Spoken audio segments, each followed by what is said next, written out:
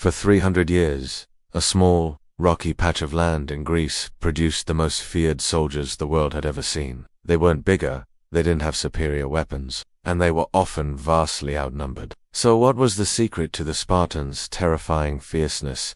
How did they become almost superhuman? The answer is simpler and harder than you think. To understand the Spartan warrior, you must first understand Spartan society. This wasn't a place of philosophers and artists like Athens. It was a military state built on one singular purpose: to create the perfect soldier. For Spartans, the state was everything, and the individual was simply a tool for its survival. This philosophy wasn't just taught, it was forged into them from the moment they were born. And the forging began with 3 brutal secrets. The first and most brutal secret was a system called the Agoge.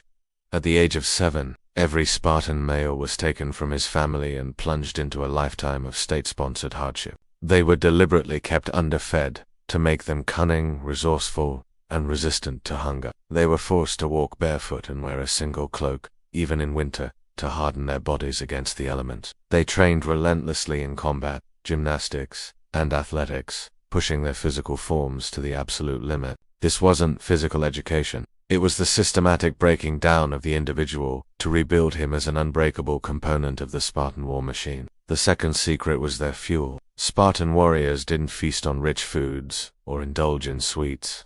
Their staple was the notorious black broth, a grim mixture of pork, salt, vinegar, and pig's blood. While revolting to outsiders, it was they ate to live and to fight, viewing any sort of culinary indulgence as a sign of weakness. This discipline created a lean, resilient physique, free from the inflammation and energy crashes of a modern comfort-based diet. But the ultimate Spartan secret wasn't in the body or the diet, it was in the mind. A Spartan never fought alone. He was part of the Phalanx, an interlocking wall of shields and spears. To be effective, every man had to trust the man to his left and his right with his life.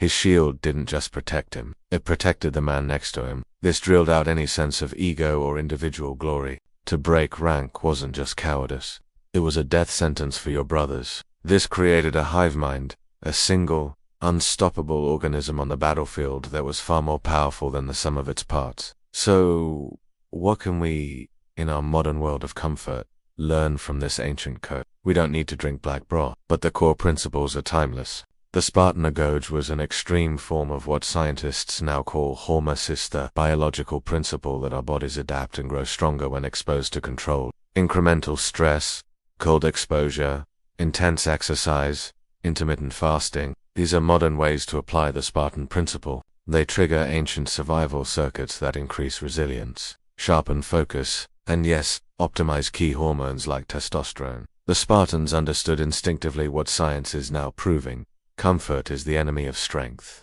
The Spartans weren't superhuman, they were human, pushed to the absolute peak of their potential through brutal discipline, a purpose-driven diet, and a mindset of collective sacrifice. They chose hardship over comfort, duty over self, and in doing so, they became legends. They are the ultimate proof that the limits of our potential are far beyond what we allow ourselves to believe. What do you think was the most critical part of the Spartan system? And which ancient warrior culture should we deconstruct next? The Roman legionaries? The samurai? Let us know in the comments below.